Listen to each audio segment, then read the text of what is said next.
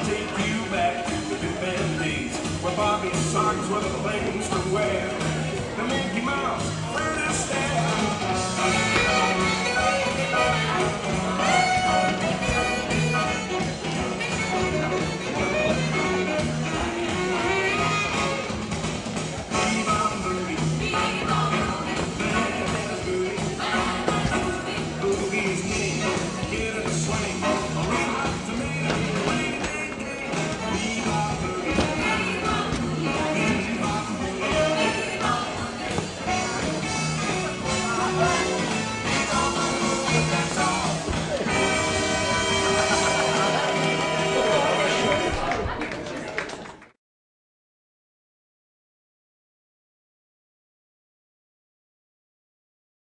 We came down here quite by chance this morning, just for a walk along the shore, and we heard an air raid siren, and fear went right into our hearts immediately, and we rushed round here, saw the military vehicles and thought, we've been invaded, so we better go and see what's happening. So here we are in here to look round, and I'm quite interested to notice a compass over there, a marching compass, and as a teenager I had one of those, bought as a military surplus from out of exchange in Mart, and it's quite interesting just to spot that in there.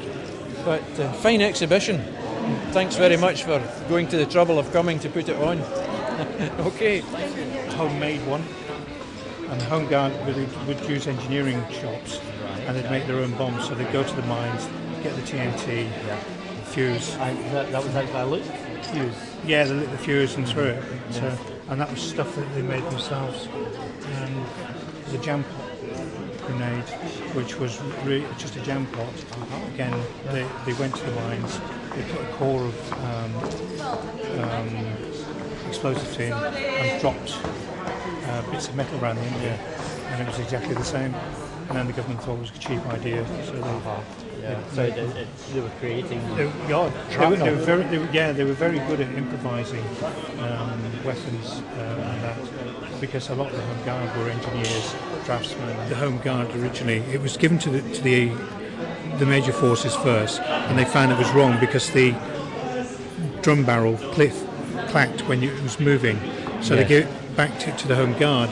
And then the Americans came across and said, well, we've got the stick magazines for it. But that time it was integrated in the Home Guard. So the next batch that came along went to the commandos, special boat crews and special forces. So what are you feeling when you look at all of this? Well, I suppose some memories, but horror. Horror? No. How long were you in the service? When the war started, 39 till the end. Oh my goodness, I bet you have some stories to tell. I bet you have some stories to tell. No, not really. Okay. What is going on this morning? We are the blokes from the Netherlands. And number 2, Dutch commando was formed over here in Troon. And they have been here for about 3 months for some exercises. And we have some display of the things the soldiers were wearing and using. And the British commandos wearing a green lanyard. And because we are from the Netherlands, we are receiving the orange one. So you can see the difference.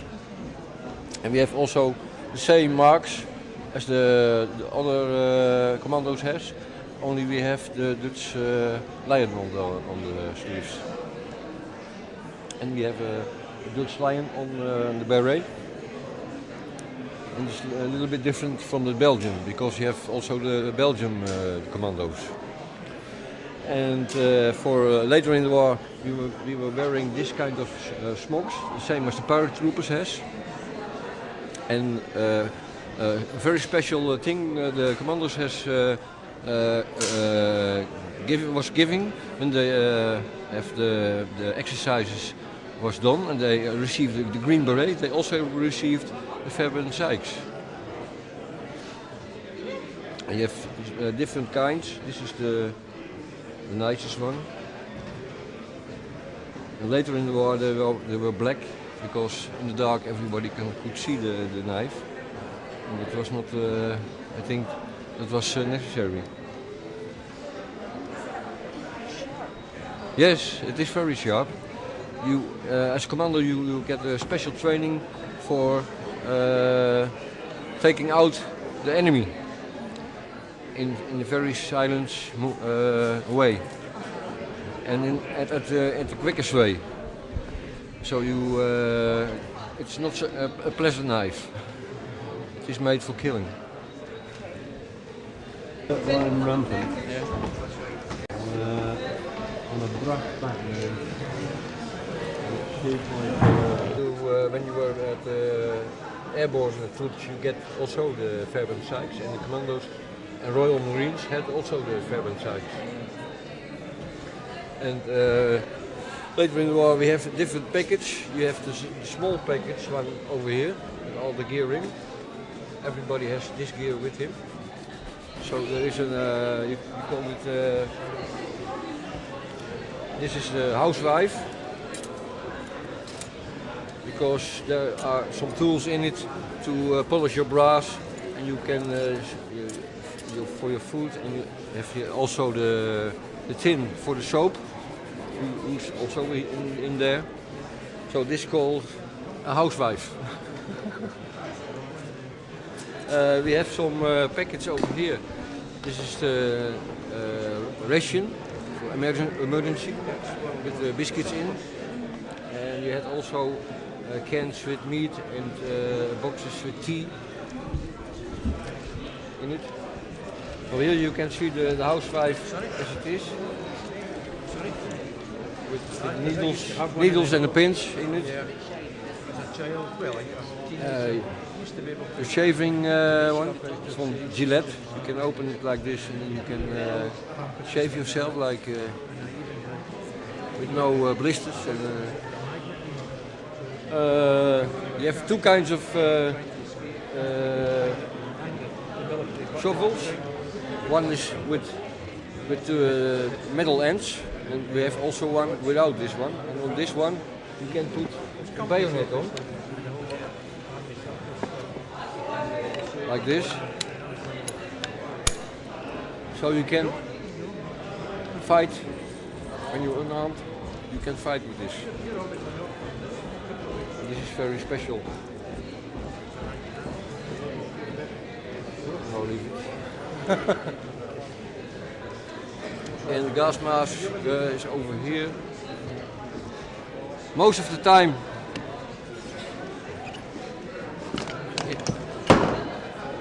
Most of the time the gas masks were pulled out, and then they put the rations in here. And the commandos get ashore with very little package, because the backpacks and the things was coming later. So they're wearing only the hand grenades and the belts for in the fight, and afterwards they use this one.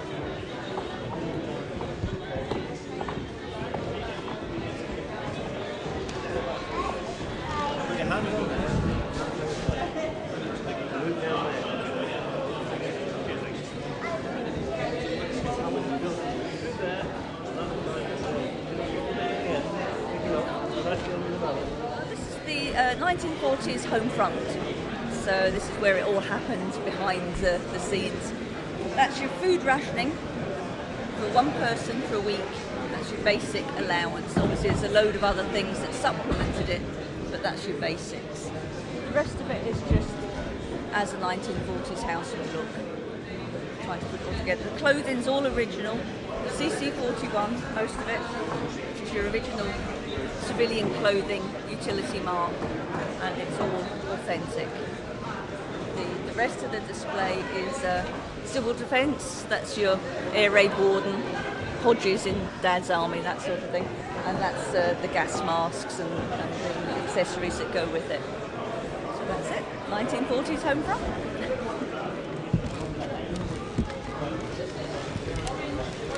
World War II recipe. It's carrot. You can try it if you wish. Carrot with orange essence and gelatin. Lovely. Collected it for so long that it got to a stage that we decided we would rather live in the 40s than we would now. So we got rid of all the modern day furniture, and the whole house is decorated in Art Deco with CC41 furniture. And I only buy clothing that fits me because I wear it all the time. I just live it, love it. And that's it. What was there in terms of values about that era that we don't have today? I think there was just it brought everybody together. Everybody was fighting for the same cause, and there wasn't the laziness that there is today, that people seem to fob things off to other people. It's more an awareness of bringing it all together, a camaraderie and trying harder. People were politer and had more time for each other, and more effort went into everything. We think we're starting trends now with recycling and being very trendy, but I mean, they did it far better then. They recycled absolutely everything. There was no waste at all, and a much healthier lifestyle. To some respects, I mean, we're at war today now, with our army still fighting in Iraq and Afghanistan. Do you feel that they have the same support and that same affection by the British public? No, I don't. I think it feels like it's at a distance, isn't it? I mean, back in the 40s, it hit the home more because obviously there were more soldiers went out, there were more families involved, whereas now it's more of a career choice. The men will decide if they want to join the forces and go away, whereas in the 40s you didn't have the choice, and it involved everybody. And the people that aren't involved with somebody in the forces now possibly just doesn't think that there's a war going on, and they're not committed to helping the forces over there. But Help for Heroes is a good cause, and I think a lot more people should become aware of it. My name's David Gardner. I'm the Help for Heroes coordinator for Ayrshire. Help for Heroes started in October 2007. Since October 2007 we've been raising approximately £1 million per month for various projects, one being Headley Court down south, and the other for Hollybush House, which is local to us, for combat stress. The charity started with a rugby match at Twickenham, and hence the reason for most of the software being, the merchandise is mostly rugby tops. This is Hero. Hero's been our mascot, and he goes everywhere with us. He's been top of Kilimanjaro. And the merchandise has just grown as well. We've got Christmas cards and the wristbands. There's the new venture coming out just now called Liberty Pack, which is available for the website. It was launched yesterday, and it's £25 donation, and it gives lads off the street that have just been injured in battle instant access to a mobile phone, which they can throw away afterwards, clean clothes, and some writing paper. And there's also other niceties in there as well for them once they feel a bit better. There's also a hero in there as well. Heroes in that lot, okay? I love it. It really brings it alive for the kids because you can touch it and smell it. That was a healthy ration for you there. I think we were a lot healthier then than what we are now. Yeah. My son, I said, I was living then. You're healthier. Obviously supplemented with a lot of vegetables and things that you grew yourself. Big for victory. That's it. Everybody had their garden turned into a vegetable farm. That's right. There are no gardens. Aye. Well, they're trying to get back to that now with some of the supermarkets are launching it again. But healthy diet. Not very much though. Very good, yes, aye. Bring back a few memories? Yes, Feel free to touch anything or lift it. Good ones. I was a Navy man, though. I was in the army, I was Navy. Mickey Mouse one. It's quite good. The field medical section's equipment, each commando group would have been, they would have had attached to them a group of medics who would have been solely responsible for their medical well-being. So whether that be everyday sniffs and colds, blisters, the likes of that, or battlefield trauma, gunshot wounds, shrapnel, everything associated with battlefield trauma. The equipment you see here today is literally more or less what would have been carried. You have your panniers, which are the conduits for the medical equipment, and you would have been resupplied with this equipment every time it was used up, and this would have been used very, very quickly. You could use this equipment up within an hour, depending on the amount of casualties you had. So the resupply chain from the quartermaster store for medical equipment would have been very, very quick, depending, of course, on the nature of the battle and how fluid the resupply lines were. very good. What sort of kind of memories and? Well, I was born in 1940, so I'm quite young during all this, but I think it's very interesting. The things you hear about from your parents and things, you know, you're seeing them here as well. And we know the young man whose father was the commando that is doing the big thing on. So it's very interesting. I'm enjoying it very much. Were you evacuated during the war? No, I'm from Troon. Ah, right. So born and brought up in Troon. But my mother and I went to Irvine, and the night we moved, the ordnance factory in Irvine, it was bombed. So we were back to Troon the next day. We only stayed one night. But so a lot of things around here that were in a lot of danger. I think between the airport and the harbours and the Ardere. My husband's from Salcott, so Ardere, the dynamite place. So yeah, it's very interesting. It's a representation of some of the nose art that maybe was on the aircraft that came through Prestwick. And the Americans arrived here 1st of July 1942. And that was called the Northern Ferry Route, where some of them came from Labrador, Reykjavik, stopped off at Prestwick, refuelled. Some of the crews stayed here, and the aircraft were taken down to bases in England, where then they were distributed to all different bomb groups.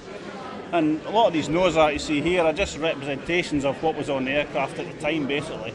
You know, some of these were done in the States before the aircraft even left America. Others were done here by famous artists. They were copied from the calendars of the day, the Varga girls, and some of them were done by Petty.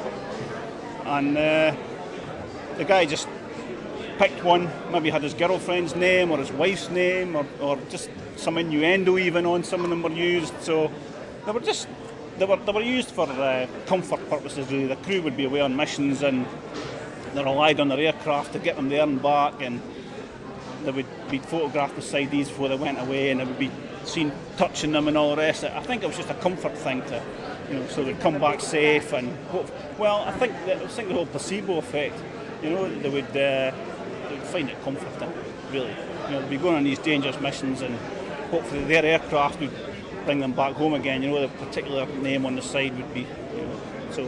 And a lot of them didn't, and a lot of them did. So. Of course, it wasn't just restricted to the nose art panels. A lot of the artists actually replicated what they put on the planes on the backs of their jackets. So you have this one here swinging on a star. That was a famous tune of the day. A lot of the other thing was music as well. They were all listed, the Glenn Miller Band, obviously. A lot of these were tunes of the day, and they would just name their aircraft after a particular tune maybe the whole crew liked. So that's a representation of the swinging on the star. They would use the music, the title, and then maybe a girl and the star, obviously. And these are flak bursts, obviously, where the Germans would be firing flak at them, and that's the representation of the flak bursts outside the aircraft. Then, of course, you would have something maybe a bit more risky. They weren't overly concerned of the ladies of the day. They were on an airbase after all, so they could get virtually away with what they wanted. So, pardon? Well done. Well done. But we were talking about the Varga girls. I mean, the cards of the day, a lot of the artists of the day, they just lifted that straight from what the artist had replicated, and then they put it onto the aircraft. So, you know, the artists were quite precise in what they were actually putting on a lot of the aircraft. Other ones, a wee bit more slapdash, depending probably the amount of time they had and how good they were at the artwork. So that's basically it. And these bombs, the bomb symbols on the jacket, they're the amount of missions that the aircraft would have done. One bomb, one mission. 25 missions initially in the war was you could go home. Later on in the war, it was 35 missions before you could go home. So I think the crews were getting shorter, people were getting killed, the crews were becoming shorter, so that they made the missions longer so you could keep the crews flying. So, but it's 25 missions, that's when you could go home. So they would mark them on the aircraft, as you can see on that nose art panel there, they're sort of bombed up. Each one of those bombs represents the aircraft completed one mission. That particular aircraft there completed 78 missions. And it ended the war and it went home, but unfortunately when they all went home, most of them just got scrapped. They ended up, they got flown to Arizona, put in a big aircraft park, and then torched by the scrap merchant.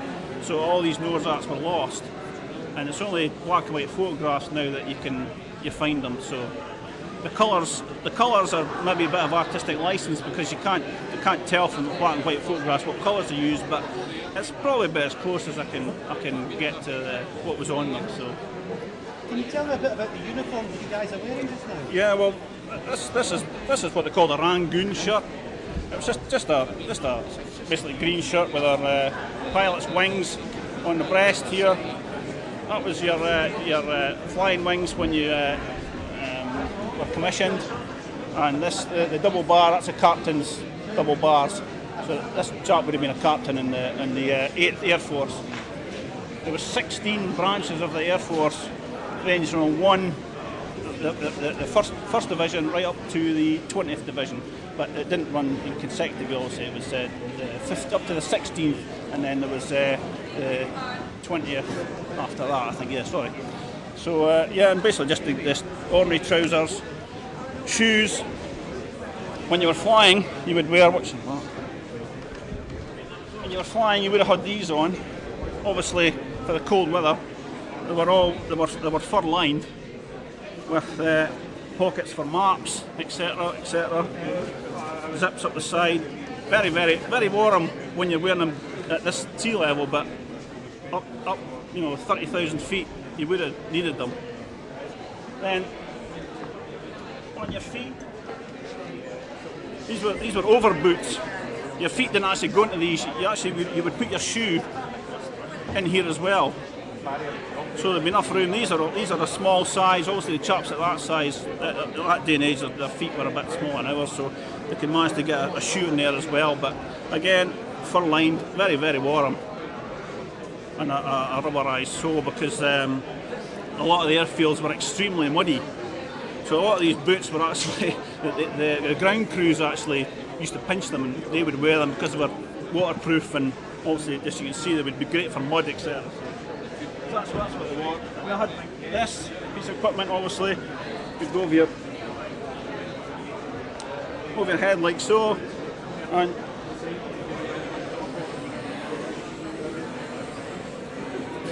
as you can see, it's a flotation device. If you landed in the sea, that would keep you alive for a few hours, hopefully, until the air sea rescue come and pick you up if you had the ditch in the sea. So that's basically what that is. So still on slates after 65 years, which isn't too bad going.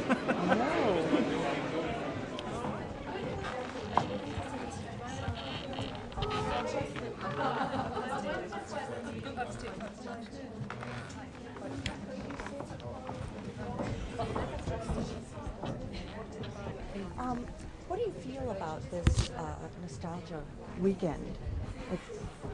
Nostalgia, I think, is the answer to the weekend. I think it's been a great idea of the Chamber to have this weekend, and speaking to the girls and to some of the people here, I think it's something that people want to remember. I was trying to figure out why, whether the remembering, whether the nostalgia is due to what's going on at the moment, the conflict in Afghanistan. Maybe this is making it real. People are suddenly remembering, yes, it did happen. It's not something that's forgotten about. And I think the First World War and the Second World War have been forgotten about by school children, but with the conflicts that are happening just now, I think this has maybe unwittingly what the Chamber have done is tying in with everything that's happening just now. I think that's my feelings. I don't know, but huge effort. I am so impressed with what's happening. Great way to finish the homecoming weekend. It is. It is. Yes. And I think a lot of people are impressed as well. Yes, I've seen children coming through, and they're not playing with the equipment. They're learning about it, and it just amazes me to see the people and the things they've said. I'm amazed. This is wonderful. And it is absolutely, I mean, to have the real soldiers downstairs, and I don't know if they spoke to the medic, the paramedic, and he was saying that the equipment that he's using now is very similar, be very careful what we're saying here, it's very similar to what he's using at the moment, maybe just in different packaging. And the lady from Elgin who lives in the house, and she's actually living in a house. That's what her house is like.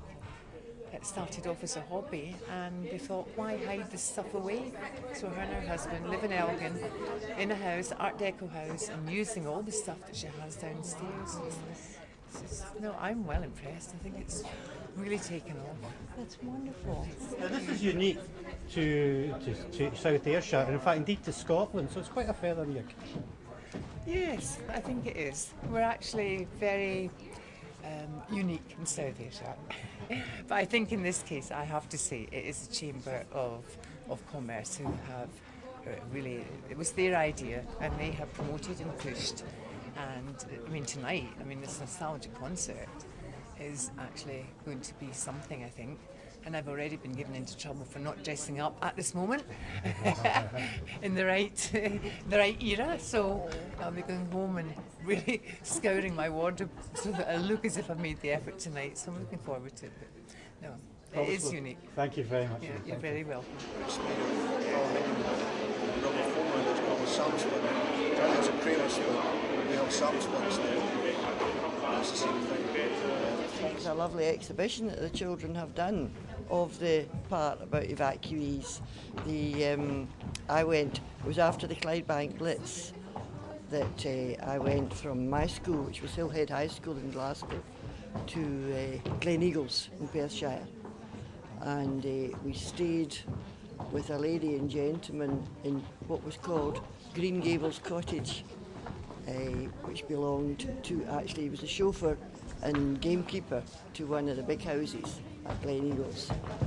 And I went to what was then Tullybarden School in Perthshire. There was quite a few of us.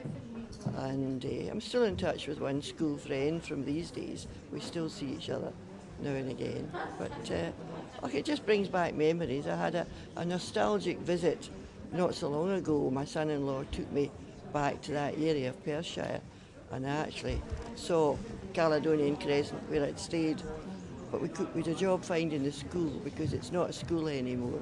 We had quite a difficulty finding it. But that was really all. It just brings it all back. It was just after the Blitz. Some people could have mixed experience. Some, the people who stayed with were nice, and some were not. So how what were your family? Were they nice people? Oh yes. It was just a couple I was with, along with one of my another girl from my school. Two of us in the one house, and there was two boys in the big. They went into the big house, and other friends stayed in another sort of farm cottage, not all that long far away. But on the whole, it was pleasant memories. Very pleasant. You must have missed your parents while you were away. You must have missed your family while you were away. Yes. That was really, basically, eventually I went home. I didn't wait till the end of the war or anything like that. We went home. Eventually I was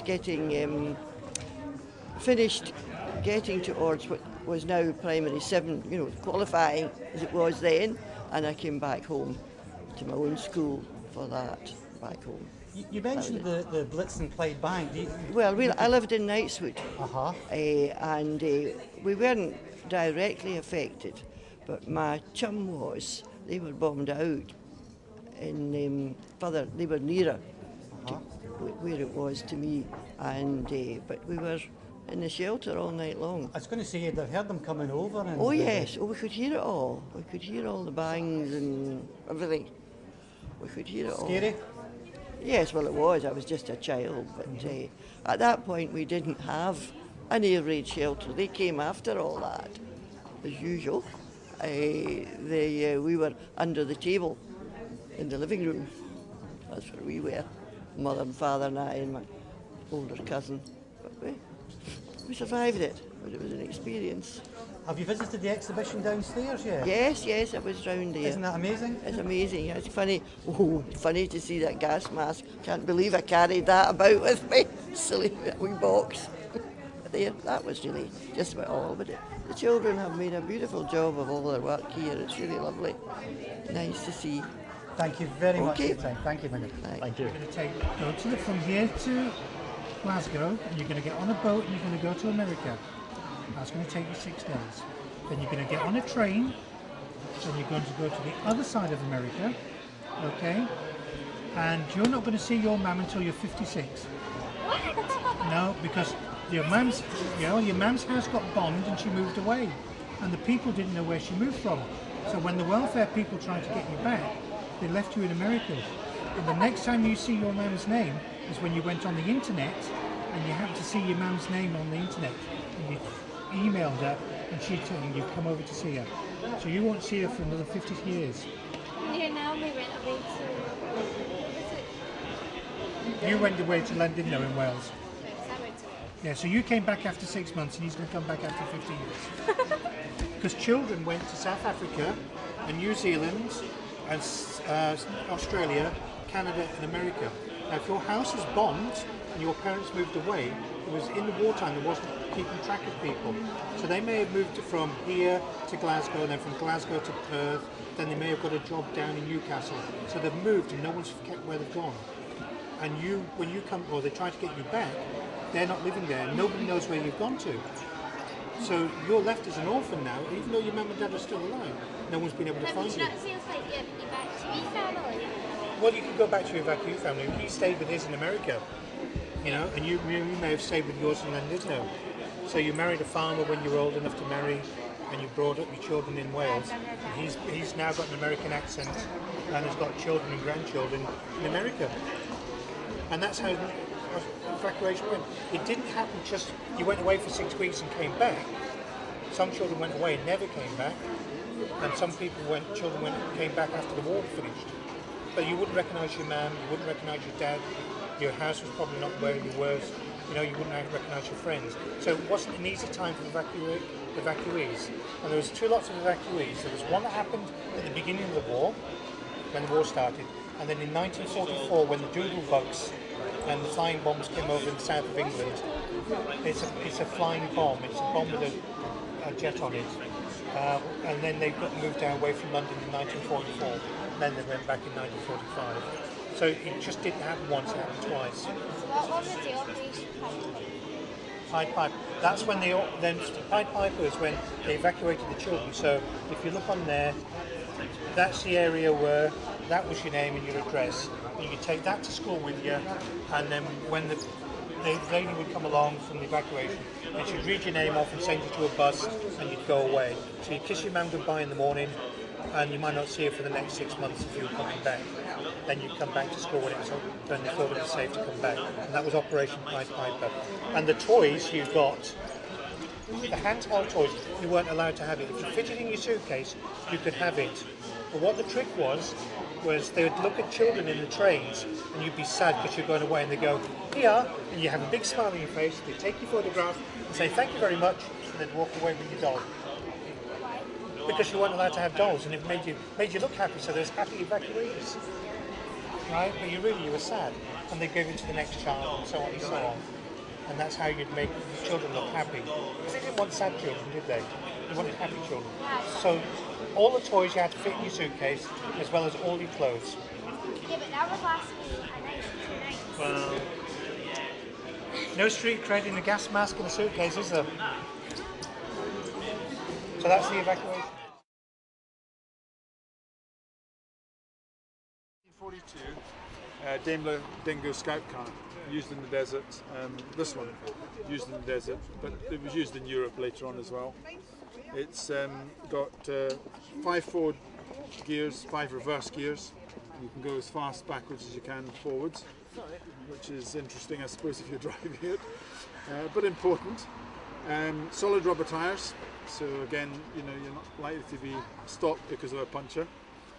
It's badged to the 4th Armoured Brigade, and they were an independent brigade during the war, and sometimes came under the 7th Armoured, which was the famous Desert Rats.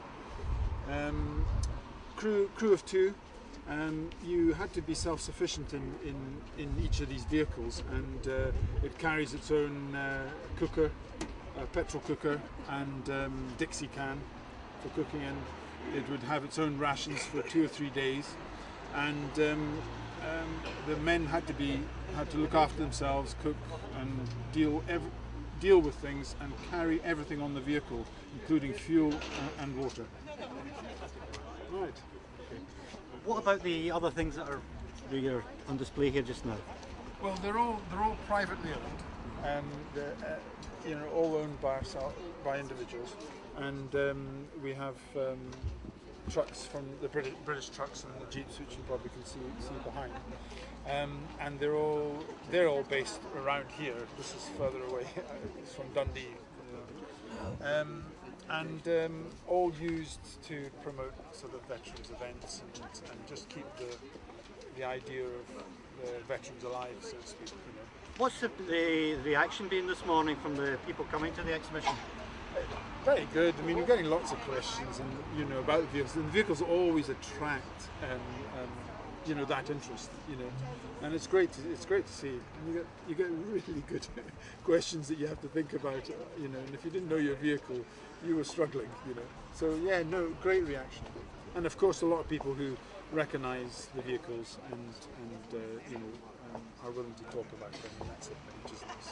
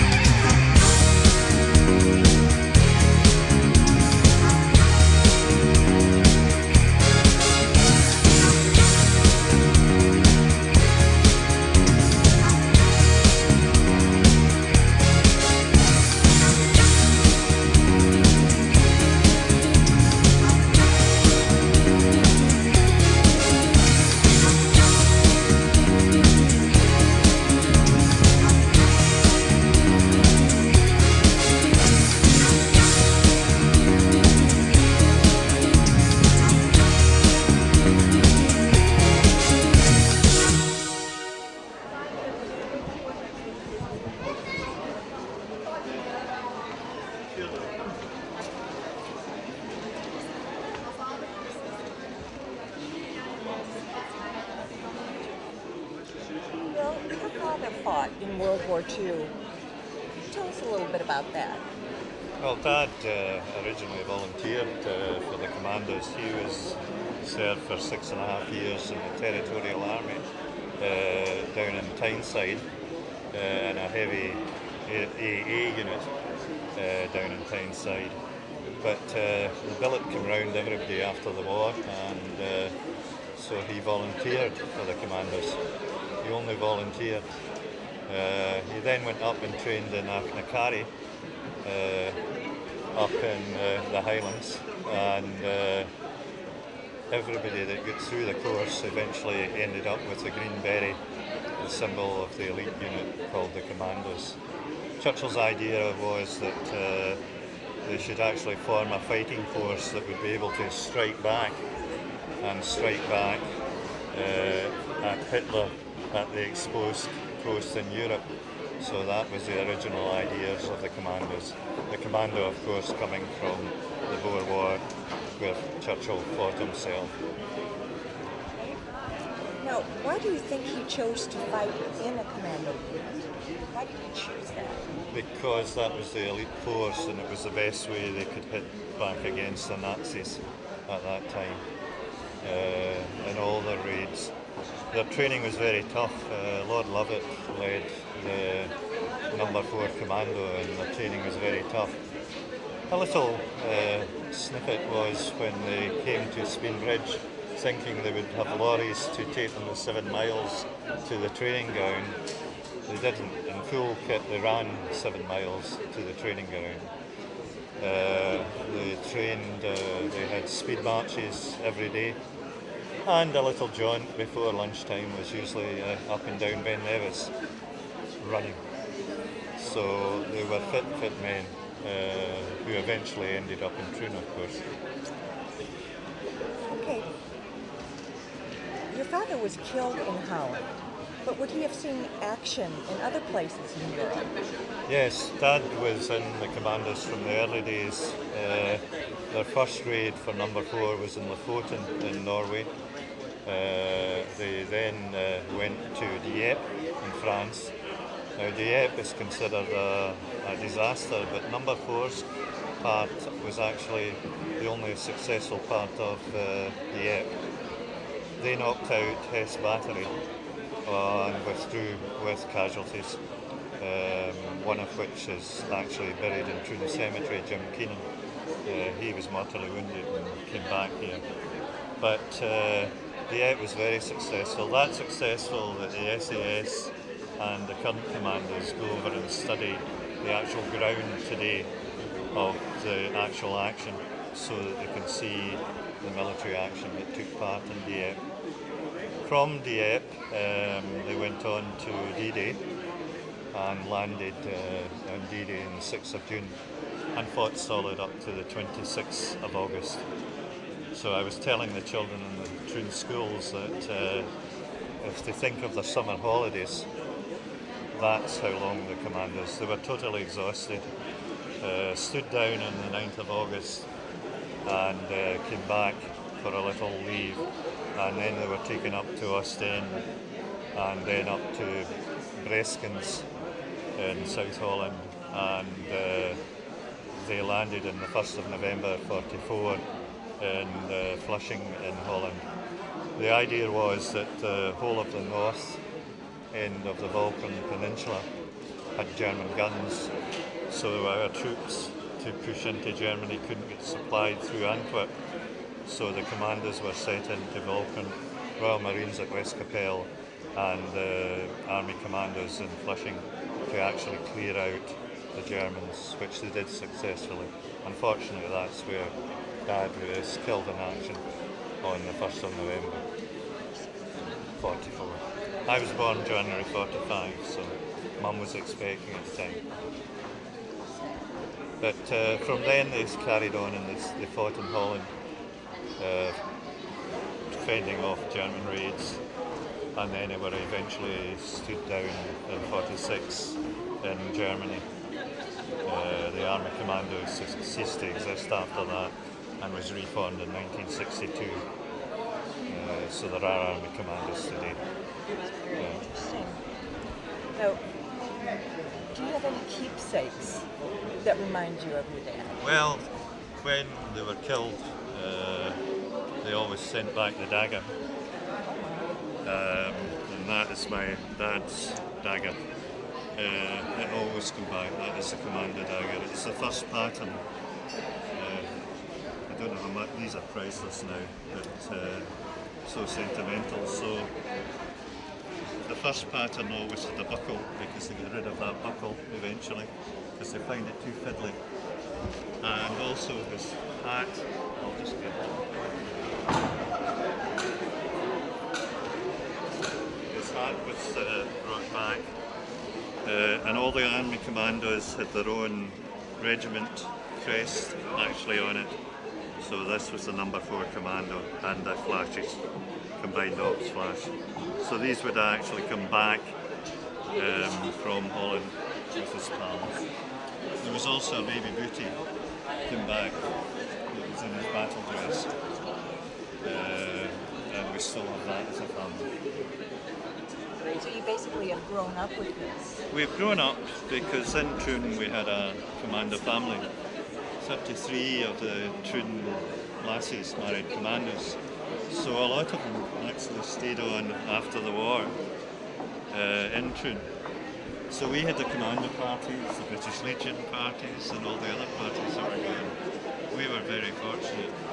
But there is a commando family today.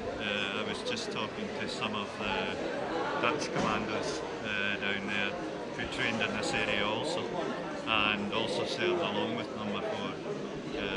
But they were saying that we've got this commando family of relatives right throughout, and it doesn't matter what land you're actually in. I was talking to Kiefer. Kiefer was the leader of the Dutch commando, and his daughter was through in Flushing at the memorial, the commando memorial there. So I was talking to her, and again it's part of the commando family, which goes on. Now, what age were you when all this was happening? Well, I wasn't. Mum was expecting at the time, so Dad was killed in November 44 and I was born in January 45. again, all of this has been with you. Well, as it you has grew been up, as I've grown part up. of your Yeah, life. yeah, it's part of my life. We are regulars at Bridge at the Commander Memorial, and we keep going up there every year as a family. And there are families who have come in today to visit us who are relatives of Number 4 Commander who have actually been in today, always remembering. But we all tend to go up there. Yeah. One final question for you. You must feel the pain of families who are still losing husbands and fathers and sons today. Yeah. What would you say to youngsters today about their loss? The loss of heroes. It doesn't matter if it's heroes. They're brave, brave people. I was privileged to be at the funeral of a young Scots lad out in Mull recently. And the one thing that touched me most, my mum got a telegram from the War Office 19 days after Dad was killed. But they at least got a great support, and his platoon have actually just been back over for Remembrance Day over in Mull to actually remember them. But they're heroes. They go into, they fight for the country, they fight where they're put. We might not agree with the actual place they're in or what's happening in the place they're in, but these guys are heroes. This guy was 23. You know, but when you go around the graveyards, like out in Holland, you see 18, 17-year-olds here who were killed in action. Dad was 29. But no, they're heroes. And we're remembered. They'll be remembered for what they do. They'll be remembered by their peer group at school, which he was. You know, remembered for who he was and what he gave up for fighting for what he believed in. Mac, who Dad saved, Mac had a rifle in Flushing and Dad pulled him back. Dad would have had a Tommy gun, a Bren gun. But Mac wrote to my mum and said that there were heroes who gave up so much for our peace. Well, that's wonderful. Yeah. Can you tell me a little bit about the medals that you're wearing? The medals were given by the Dutch government to our family. This initial one was given 2 years ago, and it was to the Canadian and the Allied forces. The Canadians actually did a lot in Holland, fighting to liberate parts of Holland, so they're well remembered up there too. And this one was presented by the Queen's Commissioner to all the veterans who were over this year, and also to any of the relatives whose fathers fell in Holland. So it was quite moving this year. We get sent to a new museum in Holland, and it was 25 kilometres we had to travel, and our buses with the veterans and ourselves in it were at the head of a convoy of about 20 old army vehicles with 3 spotter planes flying overhead. The whole route was lined by the Dutch though. The young people were waving flags, but what struck me was the old people who were crying. Thank you so much for your story. We appreciate it. It's okay. That's what this bit of film is. I just forged along thinking it might be of some interest to the folks involved, but I don't really know anything about it. Well, the Nostalgia exhibition here at Prestwick was set up to explain to people the history of the Prestwick Airport operation here, which started in, well, 1935 as a flying training school, and then during the war it developed into a ferry terminal for the incoming aircraft for the aircraft that were built in the States and were needed by the forces in Europe. So that was the main part of Prestwick's business.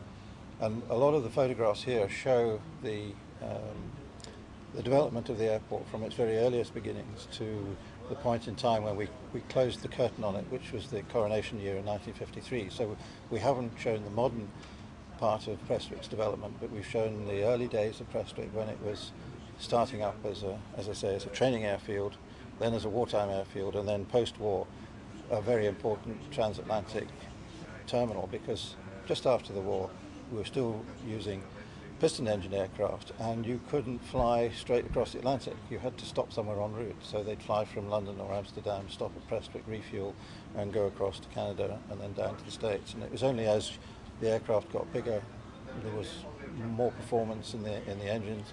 They were able to fly direct from London to New York, for example. And then, of course, Prestwick started to decline a bit because they didn't need to stop here to get across, because the fuel loads were bigger and the aircraft had more capacity. So Prestwick in its heyday was sort of in the 1960s, I suppose, 50s and 60s. And since then it's been an airport that's largely dealing with holiday traffic, and a huge amount of freight, of course, as well here.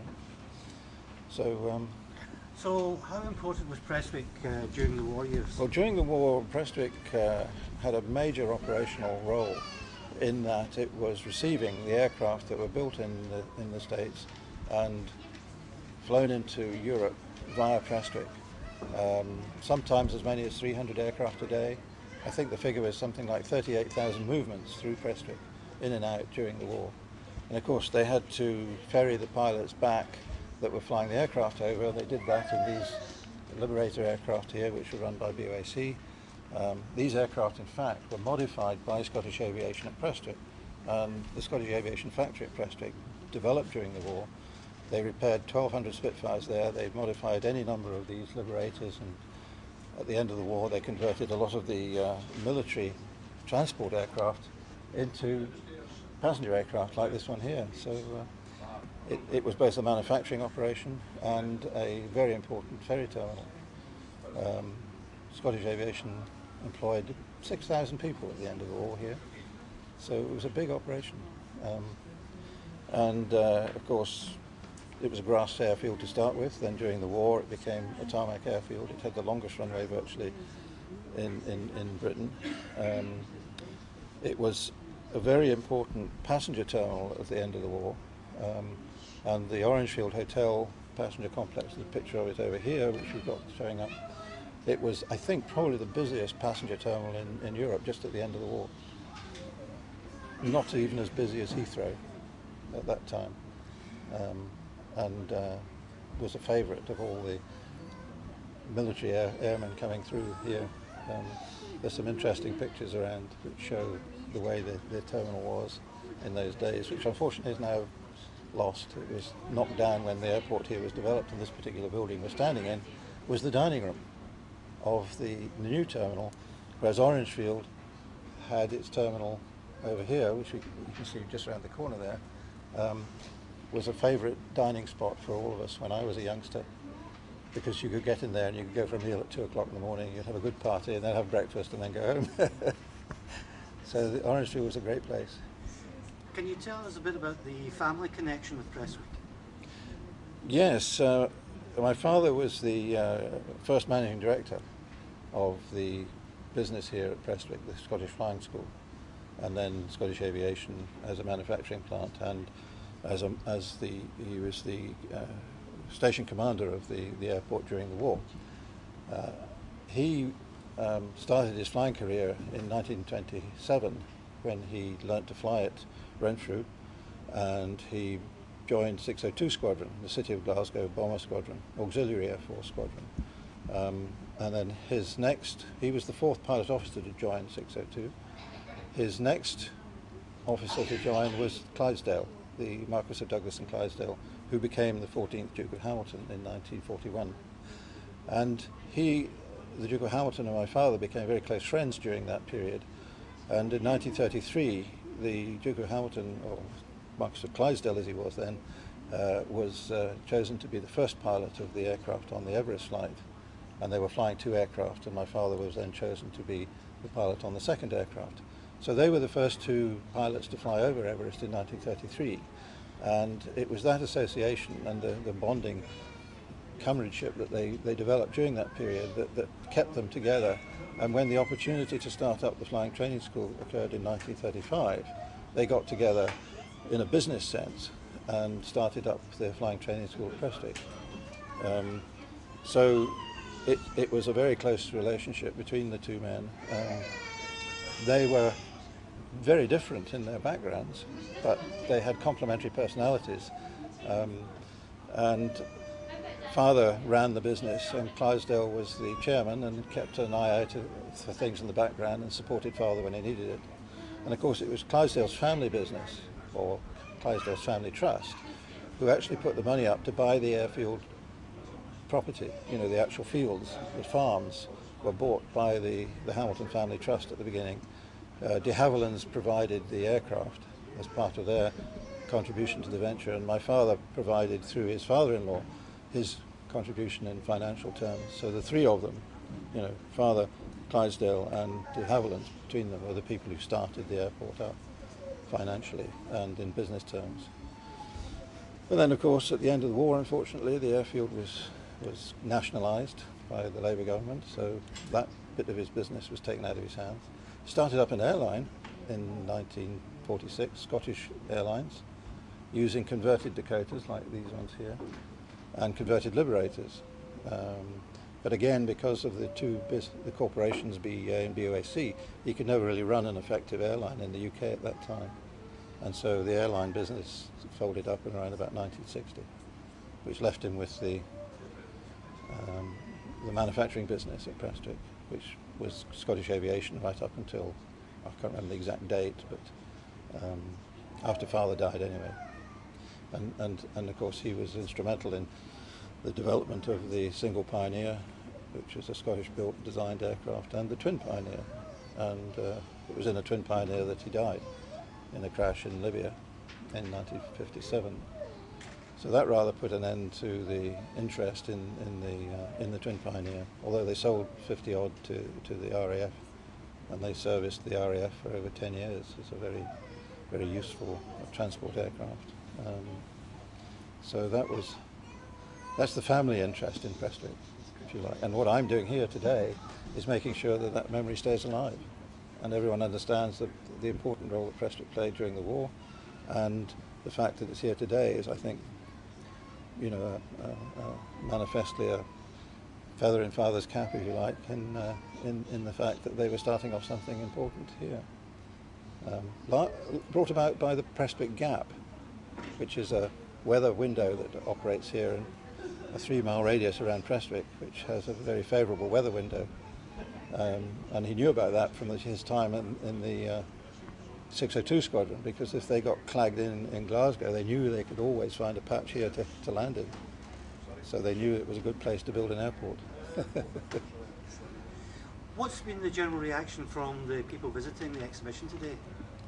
Well, most people have been, I think, very interested. A lot of them have been surprised that they didn't know the history, and they hadn't realised just how much the Prestwick operation featured during the war, and just how interesting it was. A lot of people who are local, of course, are interested in the fact that they'd worked somewhere, either at the factory or at the airport, and were able to see some of this historical material that brought them back, the memories from their childhood or their early days in business.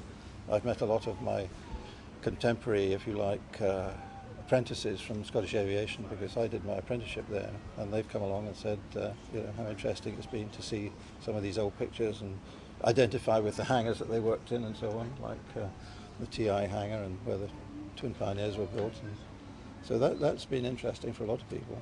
And one or two people have come from further afield because they were interested in aviation generally, and they'd heard that this was on the go. So it's been a successful operation, I think. I hope so.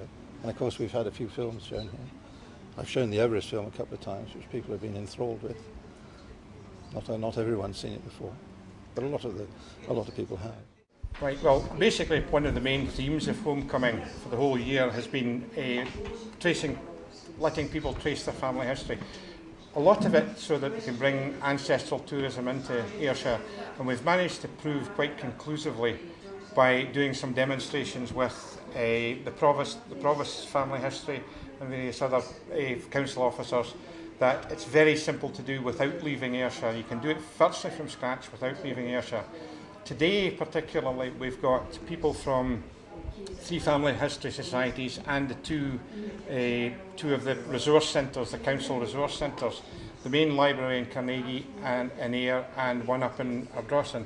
And they're helping people with specific queries or who have never done anything. And what we're doing is giving them some free advice and then free access to the government's website so as they can pick up their own the original certificates and some information, get them started, get them interested, and then they can take it from there. But the whole idea is that it's easily done from Ayrshire, it's cheap, it's cheerful, and you don't need to use professionals. So during the course of this, have you come up with any surprising results? Or, well, I think the biggest surprise was given to the provost today. She was presented with her family history. She knew a wee bit about the mother's side of her family, but very little about her father's side of the family. She didn't know she had any Ayrshire relatives at all, although she is provost of South Ayrshire. And when we presented her with her family history, her jaw literally dropped, because we managed to trace the Dunlop side, which is her maiden name, back to a farm in Fenwick in 1679. And the people, the Dunlops, who are on that farm are still there from 1679. And her jaw literally hit the floor when she found it. So she was very pleased. Everybody, the other surprises we've had have been people who thought they had come unstuck, but because we're all fairly experienced and we know the ins and outs, we've been able to let them jump those wee hurdles and get back. I think everybody's been actually delighted with the resources we've got and the help we've been able to give them. How has this been in kind of like bringing generations together? I think what we're trying, one of the things that we've managed to do is that we've managed to convince the older generations to actually preserve what they've got and to go and find out, give the information that they've got, find out a wee bit more and preserve it for their grandchildren.